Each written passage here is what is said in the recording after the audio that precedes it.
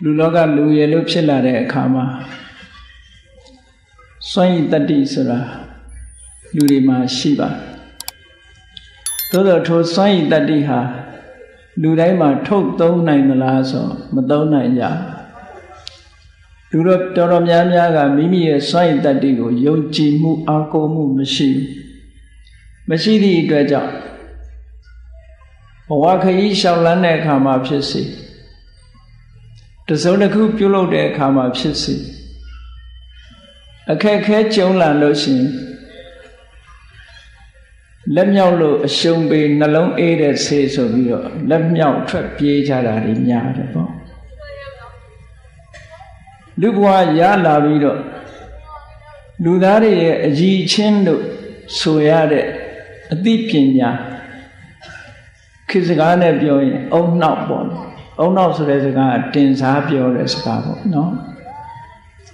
အုံနောက်ကောင်းမှလျက်တန်းတဲ့သို့မဟုတ်အသိပညာစွမ်းအားတွေရှိပါလျက်တန်းတဲ့ထိုအသိပညာစွမ်းအားတွေကိုအသုံးမချနိုင်ဘဲနဲ့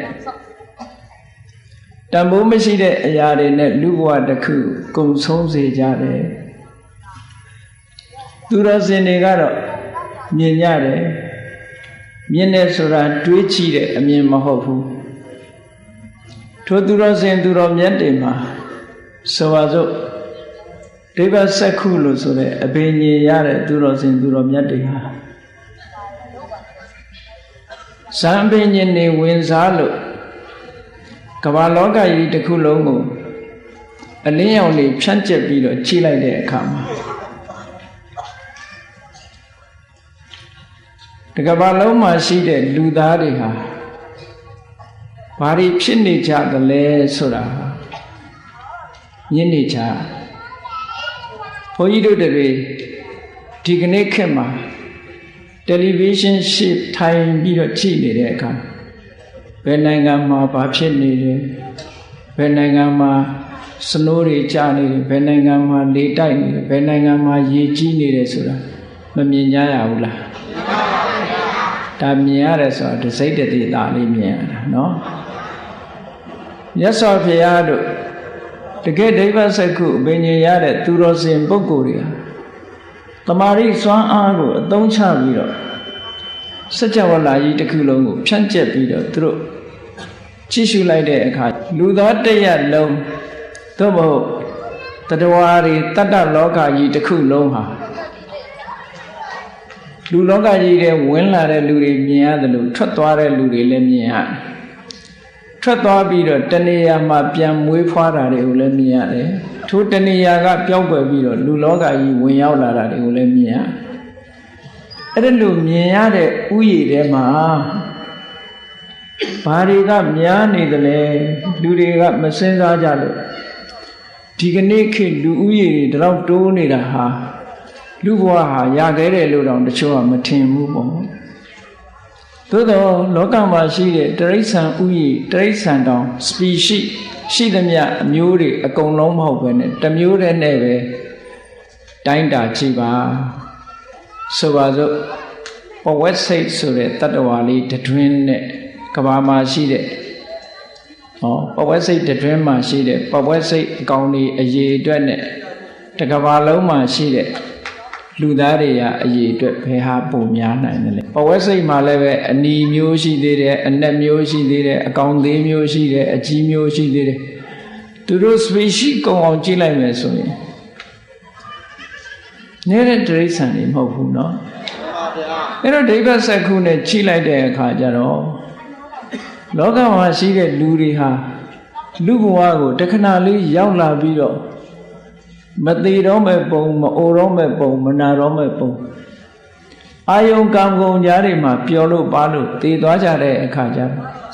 အပင်ငယ်ရောက်သွားကြတဲ့ပုဂ္ဂိုလ်တွေကများတယ်ဒါကလက်တွေ့မြင်ရတဲ့ဒိဗ္ဗစက္ခုမိမိကိုယ်တိုင်ဒိဗ္ဗစက္ခုအပင်ကြီးရလို့ချိမဲ့ဆိုလေဒီတိုင်းပဲမြင်ရအင်မတန်မြင့်တဲ့တောင်ထိပ်ကနေပြီးတော့ထိုတောင်ခြေမှာရှိတဲ့ရွာတရွာသို့မဟုတ်မြို့တစ်မြို့တောင်ထိပ်ပေါ်ကနေပြီးတော့မှန်မလူကြီးတက်ပြီးတော့ချိနေမယ်ဆိုရင်လူတွေအိမ်ထဲဝင်သွားတာအိမ်ကထွက်လာတာ လမ်းမော်ရောက်သွားတာလမ်းမော်ပြေးသွားတာဒါတွေအကုန်မြင်နေရသလိုပဲတတ္တလောကကြီးတစ်ခုလုံးရဲ့လှုပ်ရှားသွားလာနေမှုတွေအလုံးကိုထိုဒိဗ္ဗစက္ခုဆိုတဲ့မြင်ကွင်းကျယ်ကြီးတဲ့အတွင်းမှာအကုန်လုံးဟာထင်ရှားပေါ်နေတယ်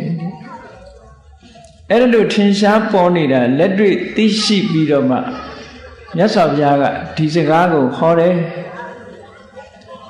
လူဘဝကနေသေဆုံးပြီးတော့လူဘဝပြန်ဖြစ်တဲ့ပုဂ္ဂိုလ်ဟာအလွန်တရာမှနည်းတယ်တဲ့လူဘဝကသေပြီးတော့အပယ်လေးပုံရောက်သွားတာကများတယ်ဘယ်လောက်ထိများတော့ဆိုလို့ရှိရင်ရာခိုင်နှုန်းနဲ့မပြောပေမဲ့လို့ဘယ်လောက်ထိများတော့လို့ဆိုလို့ရှိရင်ရာခိုင်နှုန်း65လောက်ကလူဘဝကနေသေပြီးအပယ်ပုံရောက်သွားတာတွေကပိုများတယ်ကျန်တဲ့900ခိုင်နှုန်းလေးကလူပြန်ဖြစ်တာရှိတယ်နတ်ပြည်ရောက်သွားတာရှိတယ်ဒီလိုအဲ့ဒါတွေလည်းပဲဒီလိုအကျိုးဆက်တွေဟာယုံကြည်စရာရှိနိုင်မှာမလားလို့မေးကြည့်မယ်ဆိုလို့ရှိရင်အကျိုးဆက်ဟာအကြောင်းပေါ်မှာမူတည်နေတယ်အကြောင်းတရားကိုပဲစဉ်းစားကြည့်ဒီကနေ့ခေတ်ပျော်ပွဲရွှင်ပွဲတွေသွားတဲ့လူနဲ့တရားပွဲလာတဲ့လူဘယ်သူကပိုများမထင်ဒါလောက်တင်နှိုင်းရှင်ကြည့်လိုက်ရင်သိတယ်အလုံးတစ်ကမ္ဘာလုံးကိုနှိုင်းပြီးတော့ကြည့်လိုက်မယ်ဆိုလို့ရှိရင်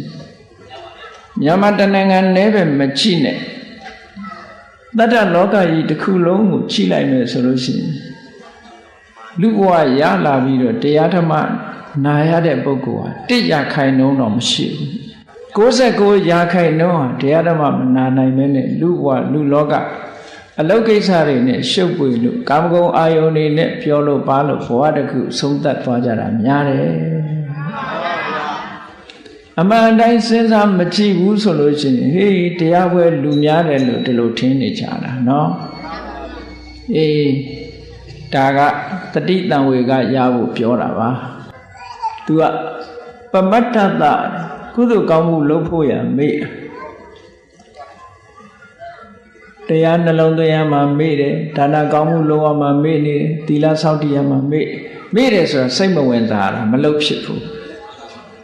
မလုပ်ဖြစ်ဘူးအဲ့ဒီလိုကုသိုလ်ကောင်းမှုတွေပေါ်မှာအလေးနဲ့ထားမလုပ်ဖြစ်ပဲနဲ့ဘယ်ပေါ်မှာအလေးထားလုပ်နေလို့ဆိုလို့ရှိရင်စီးပွားရေးကိစ္စတို့လူမှုရေးကိစ္စတို့အဲ့ဒီလို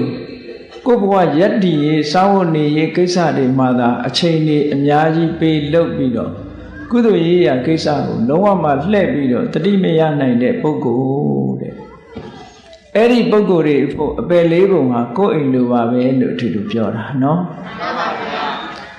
မြတ်စွာဘုရားကိုယ်တိုင်ကလည်းလူသေးရင်လူဖြစ်တာ100ခိုင်နှုန်းလောက်ပဲရှိတယ်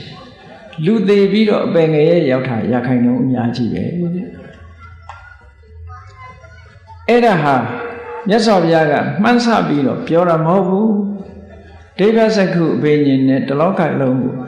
မြတ်စွာဘုရားကိုယ်တော်မြတ်ဟာကြည့်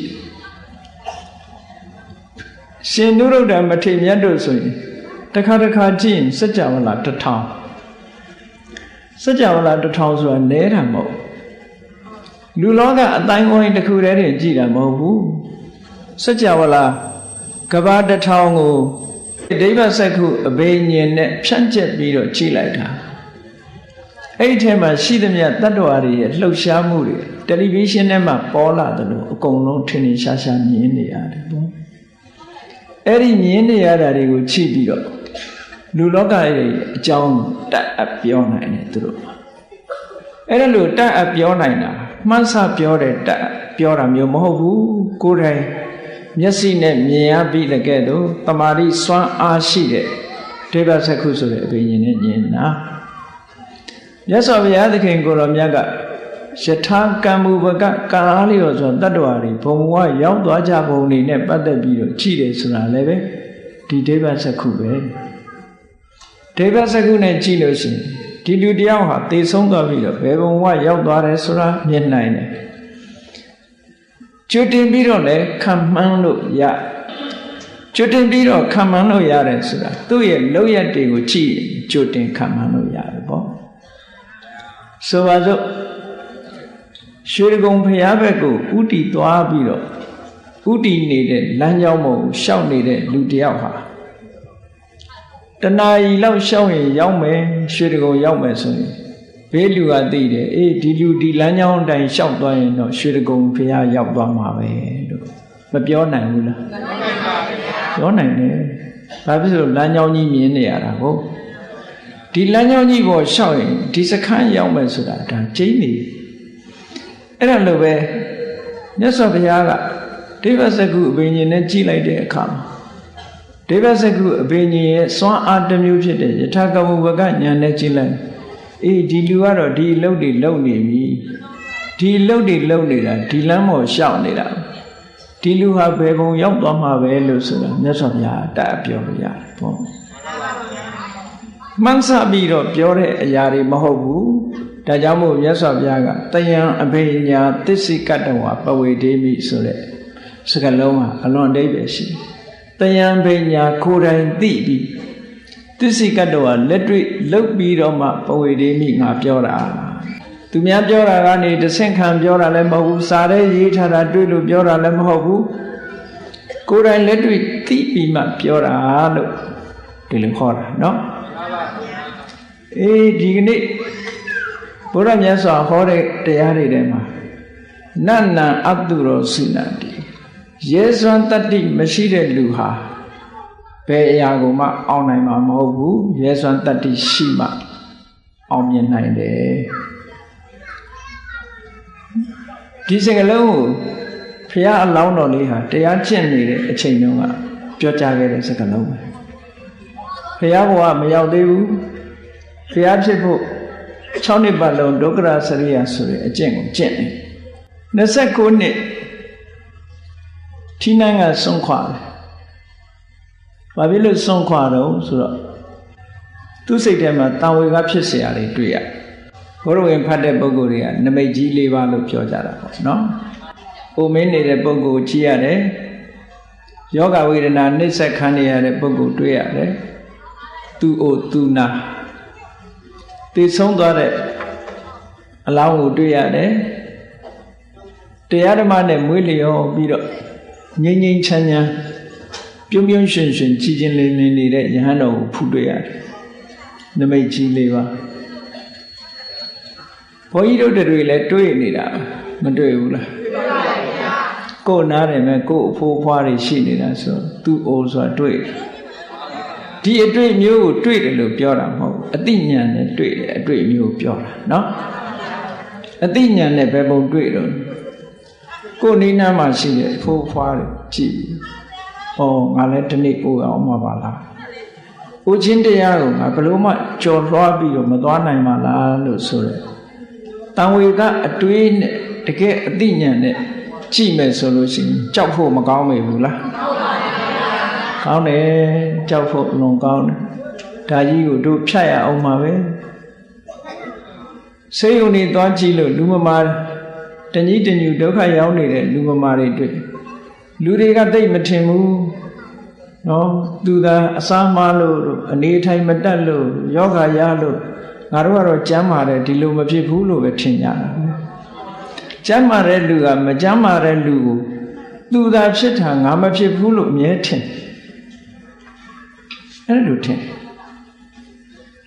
မတော်တဆသိသွားတဲ့လူတောင်မှဒီလူကအစားမရှောင်လို့ပြောလိုက်သေးတာတခုတော့ပြောတာစားမရှောင်လို့သူကစားခြင်းအစားစိတ်မှမတော့ဘူးပြောတာတဘာဝကိုတိတ်မတွေ့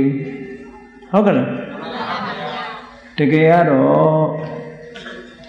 အိုခြင်းသဘောဆိုတာလူတိုင်းမှာရှိတယ်လို့နာခြင်းသဘောကလည်းလူတိုင်းမှာမရှိဘူး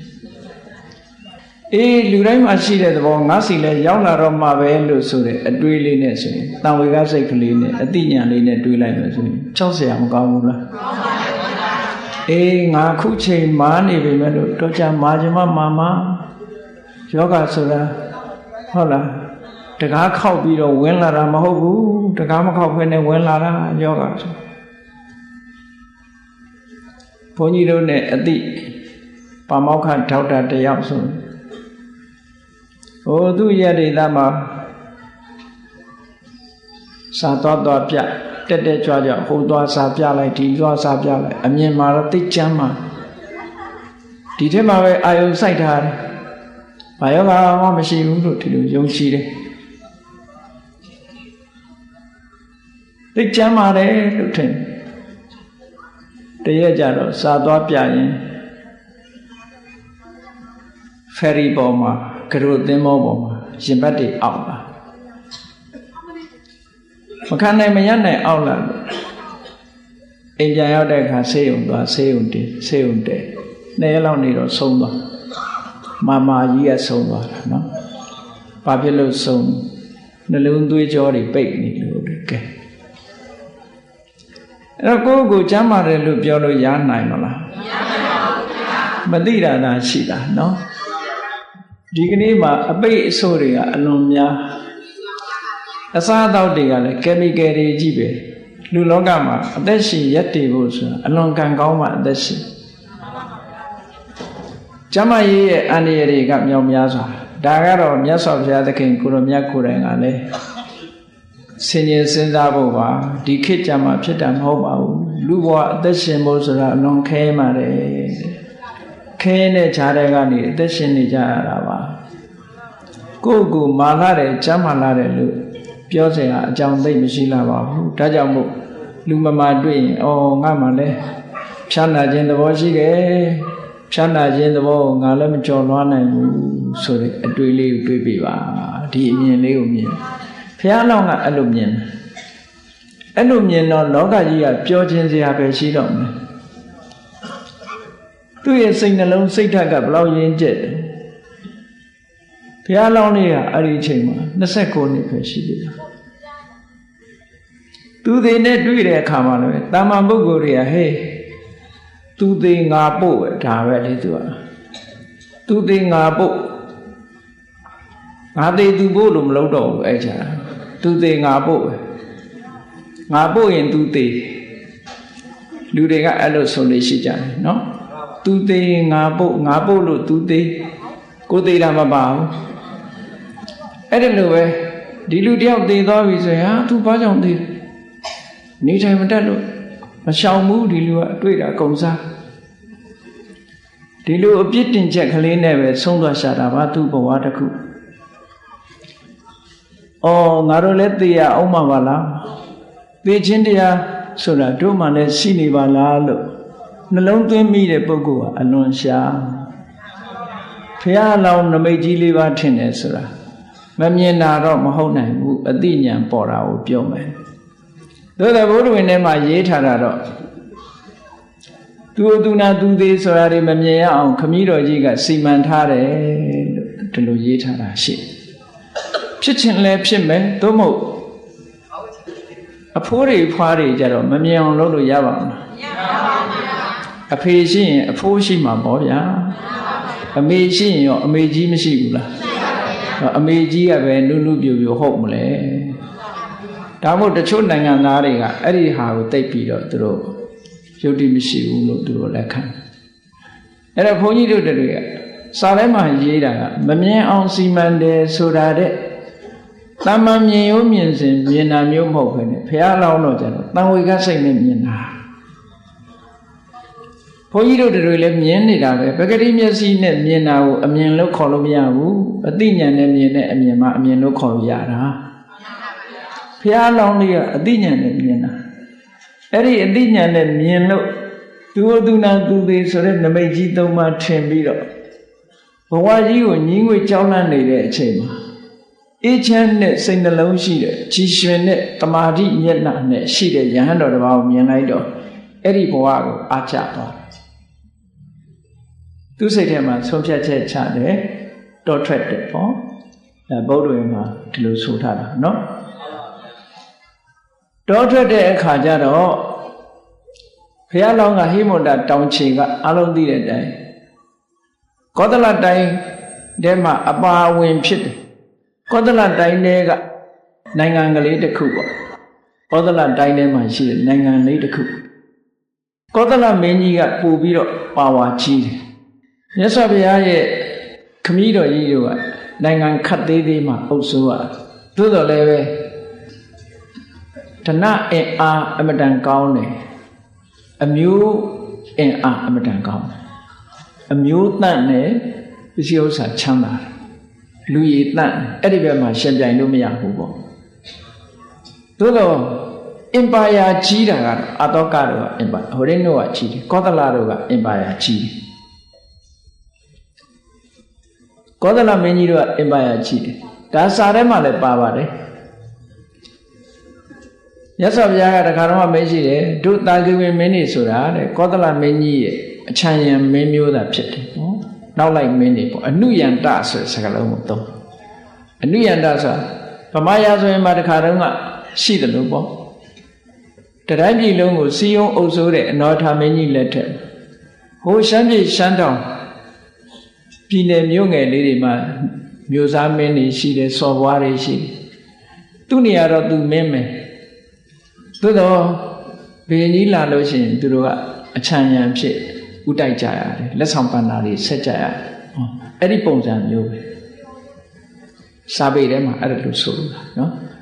Todo Pisiosa, what Chandara, a mute naro, Yimiataru, to a Titanja. Titanja Erima. Dying a taka dying local. A taka dying ma. Capillo P. Capillo Muro and a video, daughter.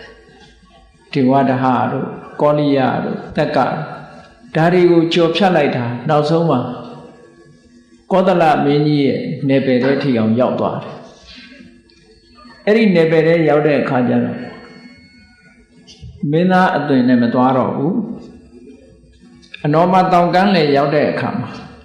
Now got do ballade. Sanama. For you to go to a Shopon, hanging over Chimud. Mimi swear Monsan so. Monsan, Mimi swear liar. Mimi swear lying, Pinheim, Yankan and Eddie Puja. No? Mimi swears. Among other, Mienga Yedego, Chate Kama, Mienga Amigo, Carata. Do got Paya Lowy Nogani, Mimo Mave, Time Labio, Mimiu, Guyana, Edilu Hamuda Pitanable. Now got Dwelloni, Mimi, Swelaya, and over that. Mimpi losing, do Kanai Mamma. Kanai Mau. But he sweat had a home at no? Miendoga Sura, Payenima, Miengu, some shall take the Boko. Twas a shame to up. To mean to see light in the light, Domo, Noga and the Layam. Hello, light a Boko, a Chenai.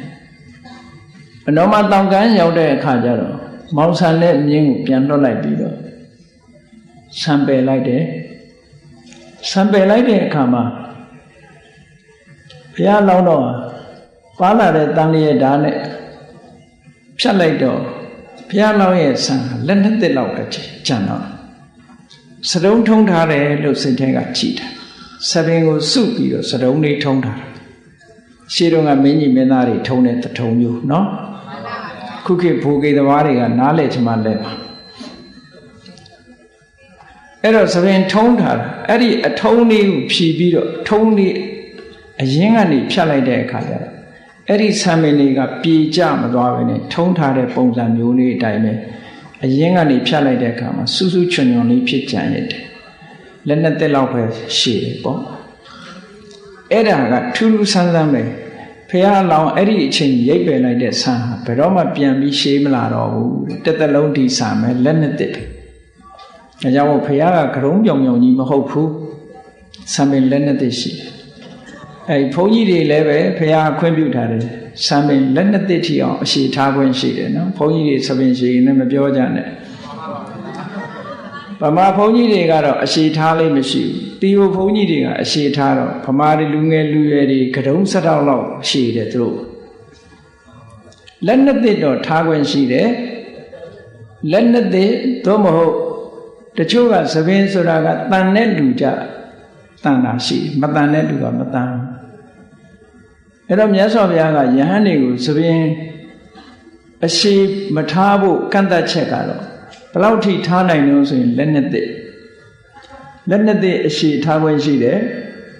အချိန်တိုင်းအားဖြင့်2 လမရိပ်ဖဲနေခွင့်ရှိတယ်ပေါ့အဲ့ဒီမှာတစ်ခုနဲ့တစ်ခုအကန့်အသတ်လုပ်ပေးထားတယ်2 လပြည့်ရင်လည်းရိပ်2 လအတွင်းလက်နှစ်ဆိုရင်လည်းရိပ်ဒီလိုဆိုလို့တယ်ရက်အတိုင်းတာနဲ့ဆိုရင်2 လပဲထားခွင့်ရှိတယ်အရှိအနေနဲ့ဆိုရင်လက်နှစ်ပဲထားခွင့်ရှိတယ်အဲ့ဒါကြောင့်မို့သဘင်တန်တဲ့ပုဂ္ဂိုလ်တွေက2 လအတွင်းလက်နှစ်တဲ့ကြောလာရင်ရိပ်ရတယ်ဒီလိုဆိုလို့သဘင်မတန်ဘူးဆိုလို့ရှိရင်လည်းပဲ2 လပြည့်ရင်ရိပ်ပေါ့ဒါကဝီနိစိကံဒွေမာတိကံဝါဒွိဝင်ခုလံဝါလို့စာပေမှာဆိုထားတာရှိတယ်ပေါ့အဲ့တော့မြတ်စွာဘုရားသဘင်ကလည်းအဲ့လိုလက်နှစ်ကလေးဘယ်တော့မှမရှိတော့ဘူးဘုရားတော့အဲ့ဒါလေးကိုအတုလုပ်ပြီးတော့ရုပ်တုတော်တွေထုတဲ့အခါမှာအပေါ်မှာပူလုံးကလေးလုပ်ပြီးတော့ထုတာအဲ့ဒါကရောင်ချီတော်ကိုထက်ထုတာအမှန်ကဘုရားကစတုံးမဟုတ်ဘူးတဲ့နော်သဘင်လေးစုစုချွန်ချွန်လေးဖြစ်နေတာဒါကိုပကံခေတ်ကရုပ်ွားတော်တွေကြတော့စုစုချွန်ချွန်လေးပဲပြတာအခုနောက်ပိုင်းနေကြတော့မဟုတ်ဘူးစတုံးကြီးလို့ဖြစ်တယ်ဘုရားကစတုံးကြီးနဲ့လို့ဒီလိုထင်းနေကောင်ထင်လေအဲ့လိုမဟုတ်ဘူးအလောင်းတော်ဘွားကနေပြီးတော့ရိပ်ဖြတ်လိုက်တာလက်နဲ့တစ်သဘင်လေးကစုစုလေးဖိထားတယ်လို့လေးပဲပြန်ပြီးတော့ကွာမကြတော့ခုခေတ်လူငယ်လူရွယ်တွေဟုတ်လားသဘင်အမျိုးမျိုးလုပ်တယ်ထောင်းတယ်လေထောင်းကျင်တော့ထောင်းမိုးထီအောင်ထောင်းဆိုတာတောင်ရှိသေးတယ်အဲ့လိုတဘာဝကဘုရားလောင်းကြတော့ထောင်းနေတာပြေကြမသွားဘူးတဲ့ကောင်းပြီအဲ့လိုလုပ်ပြီးတော့ဘုရားလောင်းတော်လေးဟာယူဇနာ30ခရီးကိုဖြတ်ကျော်ပြီးတော့ဘယ်ထိအောင်ရောက်သွားတော့တရားရှာဖို့အတွက်ရာဇဂိုထိရောက်သွားရာဇဂိုပြည်ရောက်တဲ့အခါကျတော့မနေ့ပိုင်းဆွမ်းကံဝင်ရုပ်လေးကလည်းအမတန်လှငယ်လဲငယ်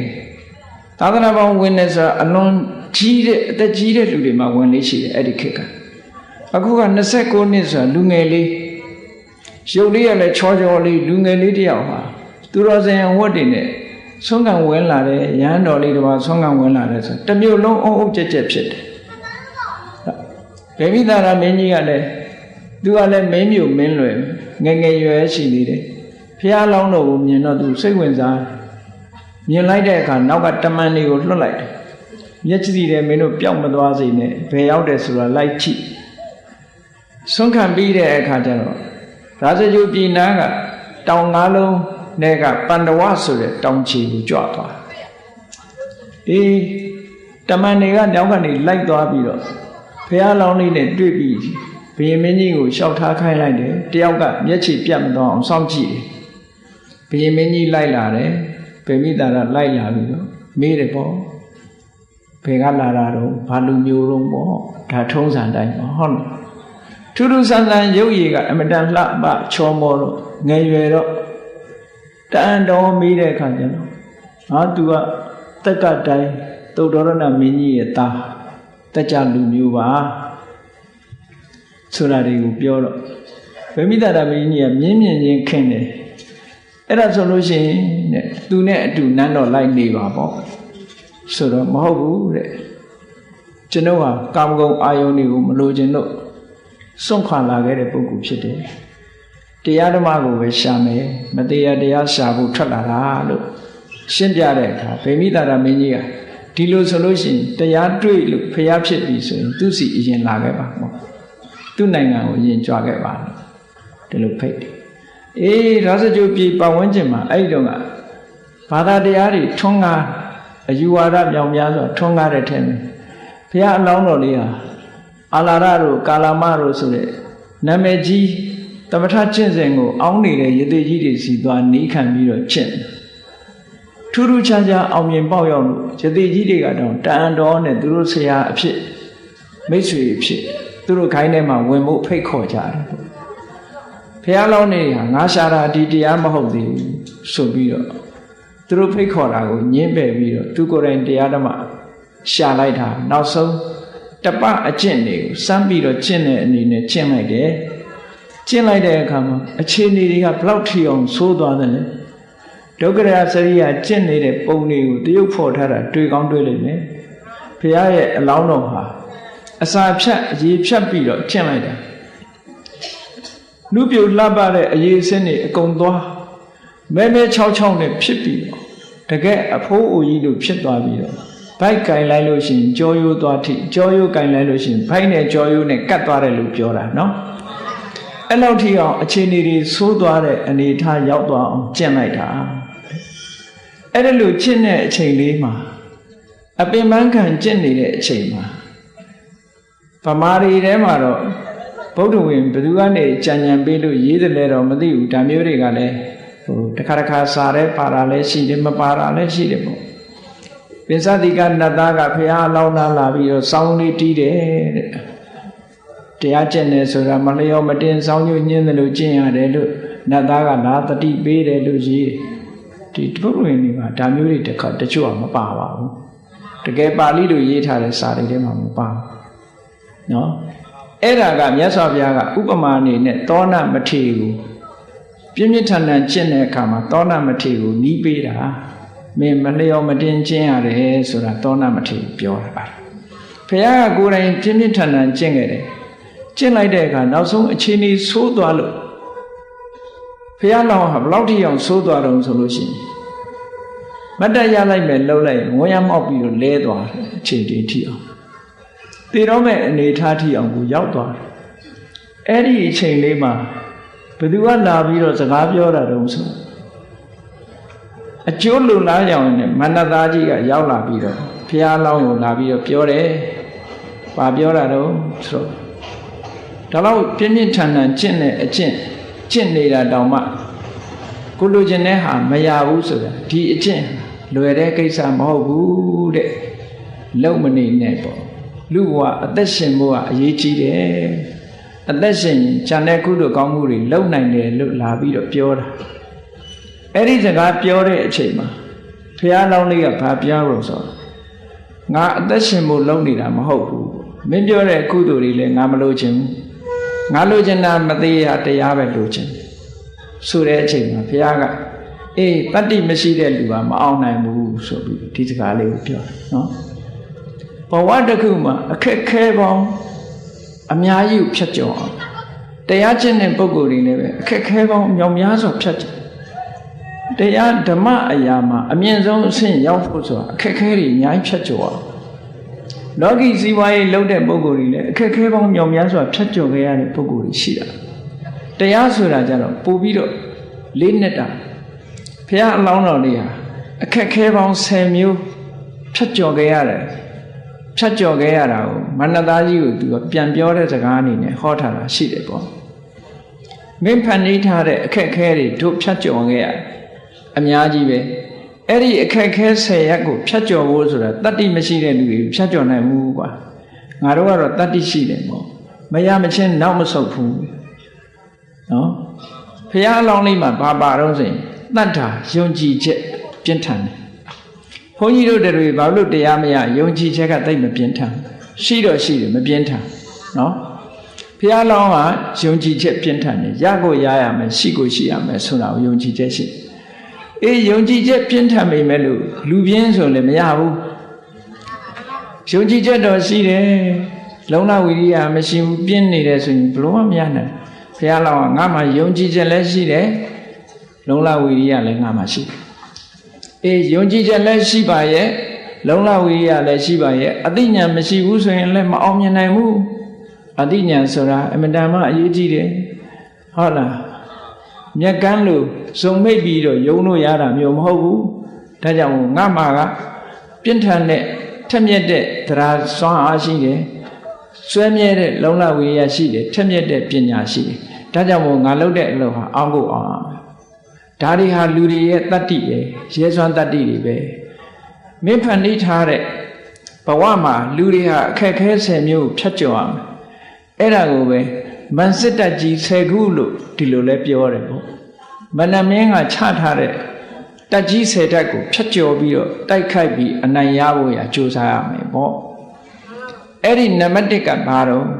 ဘုန်းကြီးတို့တွေလည်းကြည့်နံပါတ်1ကကာမဂုဏ်အာယုံ၅ပါးမှာပြောနေတယ်ဆိုတဲ့ sensual pleasure desire for sensual pleasure ပြောစရာအာယုံတွေပေါ်မှာပျော်ခြင်းနဲ့စိတ်ကလေးဒီစိတ်ကလေးကိုတွန်းလှန်ပြီးတော့ကာမဂုဏ်အာယုံကထွက်ဖို့ဆိုတာလွယ်သလားခက်သလား လောကမှာလူတွေအများကြီးရှိတဲ့အထက်မှာကြည့်အဲ့ဒီအဆင့်ကိုမကျော်နိုင်ကြဘူးအခုတရားနာပရိသတ်တွေထဲမှာဒီအဆင့်မကျော်နိုင်လို့လူဘဝမှာဟုတ်လားနေကြတာမဟုတ်လားဒီအဆင့်ကျော်လို့ရှိရင်လည်းအမျိုးသားတွေလည်းကရုံတုံဘုန်းကြီးဝတ်မှာပဲအမျိုးသမီးတွေလည်းသီလရှင်ဝတ်မှာပဲသို့တော့ဒီအဆင့်နဲ့မှာပဲသူတို့နောက်ဆုံးနေကြပြီကာမာတိပထမသေနာပထမအခက်ခဲကြီးထဲမှာပဲအားပြော့ပြီးတော့နောက်ဆုတ်ပြီးတော့ဒီထဲမှာပဲနစ်မြုပ်ပြီးတော့နေကြတယ်ဒီအခက်ခဲကြီးကိုရှေ့ကိုကြော်တက်နိုင်စွမ်းမရှိကြဘူးတဲ့ဟုတ်ကဲ့လားကဲဘုန်းကြီးဘဝရောက်သွားပြီတဲ့ကာမဂုဏ်အာယုန်တွေကိုစွန့်ပယ်လိုက်ပြီလူလောကလူပေါင်းကိုခွာချောင်လိုက်ပြီပထမတစ်ဆင့်တော့ဖြတ်လိုက်ပြီ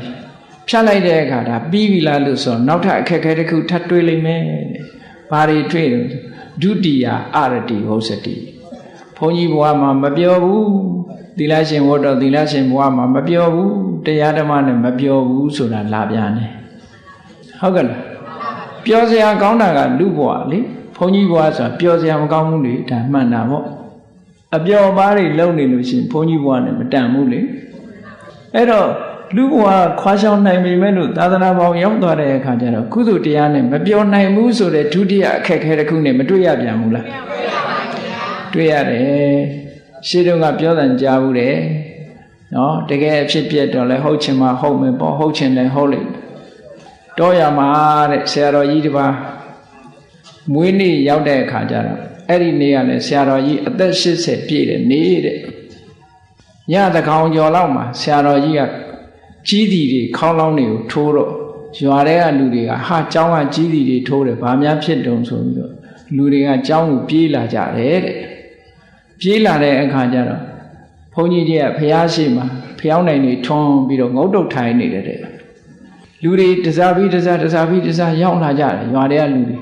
တော်တော်များပြီဆိုတဲ့အခါကျတော့ရှင်ဖျားဘာဖြစ်လို့ကြီးတီတွေခေါင်းလောင်းတွေခောက်ထားတော့လို့ဆိုတော့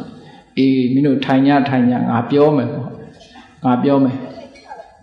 ငါဘုန်းကြီးဘွားရောက်လာတာဒီနေ့ငါအသက်80ပြည့်ပြီတဲ့အသက်80ပြည့်တယ်ဒီကနေ့ပဲငါဆုံးဖြတ်လိုက်တယ်လူမထွက်တော့ဘူး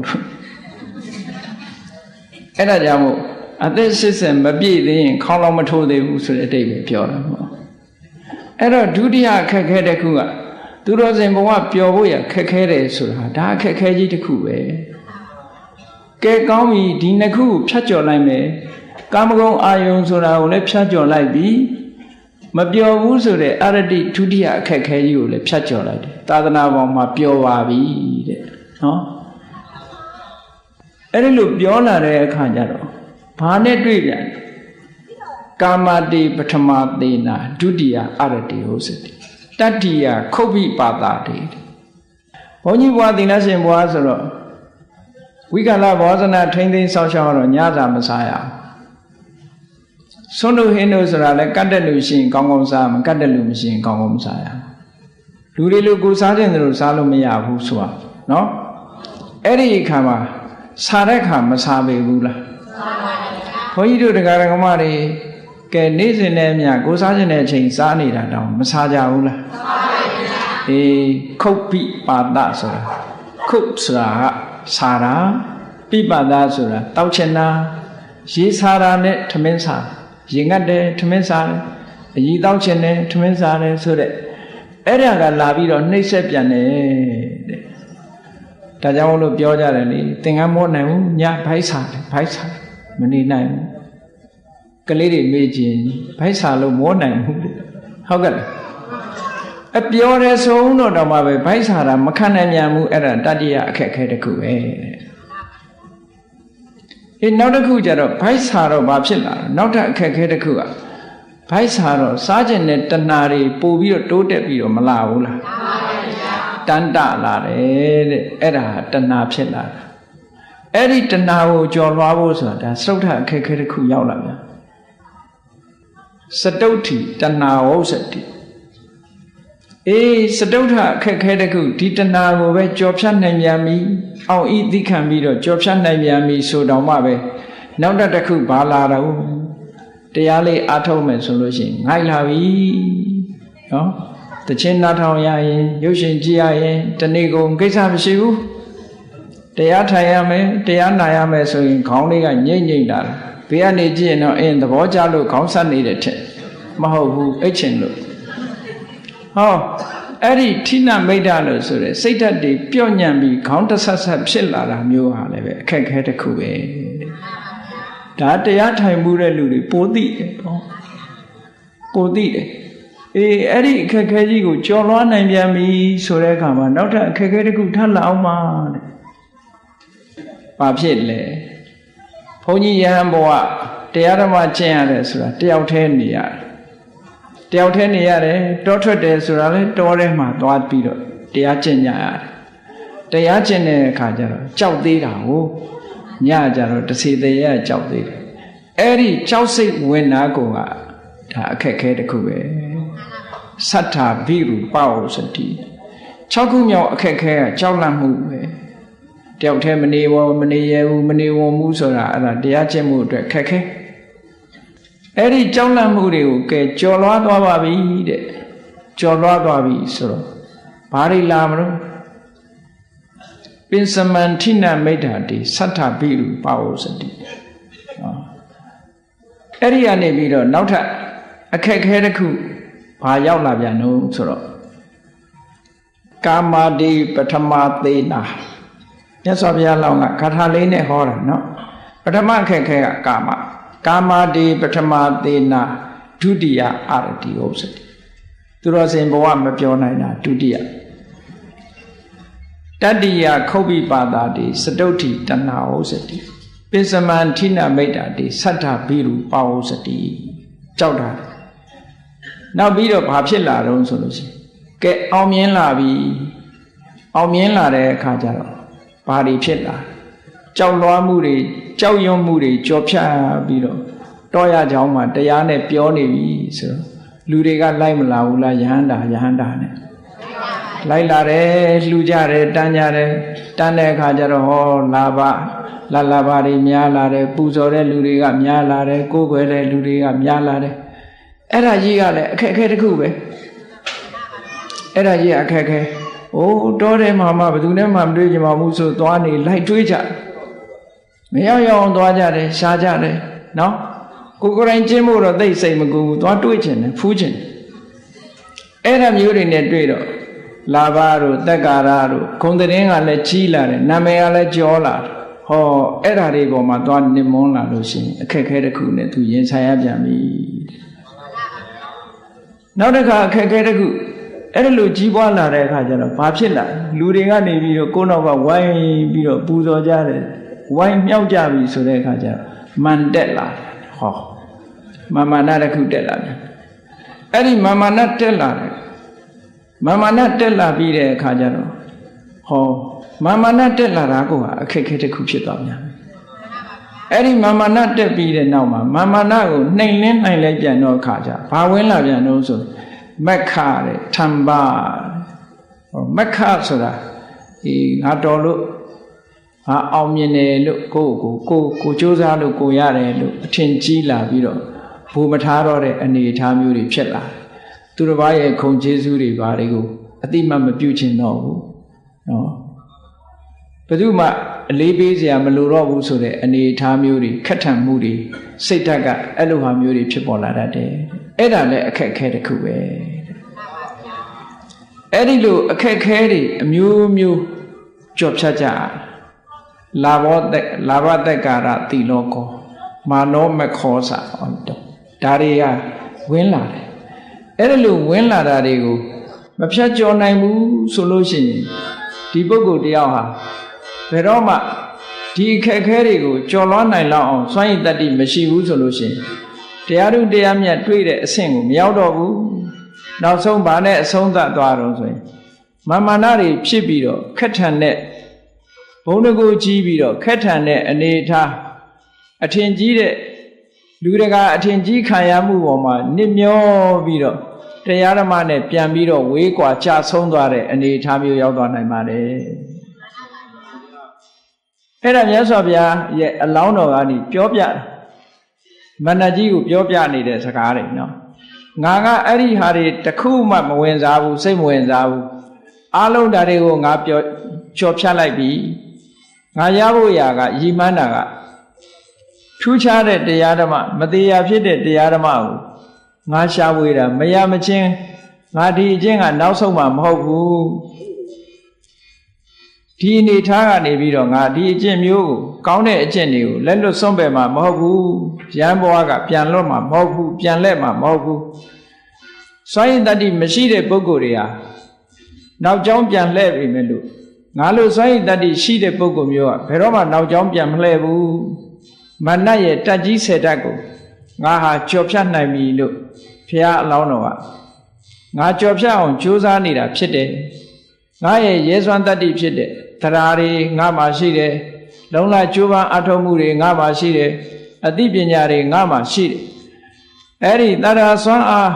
လုံလစွမ်းအားအသိပညာစွမ်းအားတွေကိုသုံးချပြီးတော့ငါမင်းရဲ့ဒီအခက်ခဲဆယ်ရပ်ကိုဖြတ်ကျော်ပြီးတော့ငါလိုချင်တဲ့တရားဓမ္မပန်းနိုင်ကိုရောက်အောင်သွားမယ်လို့ဘုရားလောင်းတော်ဟာအင်မတန်ကြီးမားတဲ့အဋ္ဌာန်နဲ့အလောင်းတော်ဘဝကမိန့်ကြားခဲ့တာဖြစ်ပါတယ်နော်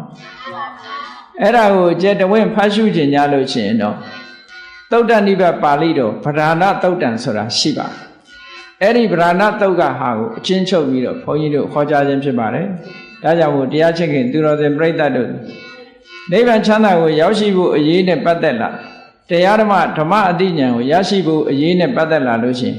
အဲ့ဒီအခက်ခဲမျိုးစုံကိုဖြတ်ကျော်ကြရမှာဖြစ်တယ်မဖြတ်ကျော်နိုင်လောက်တရားဆိုတဲ့စွမ်းရည်တတ္တိတွေကြိုးပမ်းအားထုတ်မှုဆိုတဲ့စွမ်းရည်တတ္တိတွေအသိပညာဆိုတဲ့စွမ်းအားတွေဒါတွေမထက်ဘူးဆိုလို့ရှိရင်နော်စွမ်းရည်တတ္တိမရှိလို့ရှိရင်တော့ဒီအောင်ပွဲကိုရမှာမဟုတ်ဘူးတဲ့စွမ်းရည်တတ္တိရှိတဲ့ပုဂ္ဂိုလ်ကသာလျှင်အောင်နိုင်တာဖြစ်ပါတယ်ဆိုတာကိုသဘောပေါက်ပြီးတော့မိမိတို့တဏ္ဍာမှာစွမ်းရည်တတ္တိတွေဖြည့်အောင်ကြိုးစားအားထုတ်နိုင်ကြပါစေကုန်သတည်း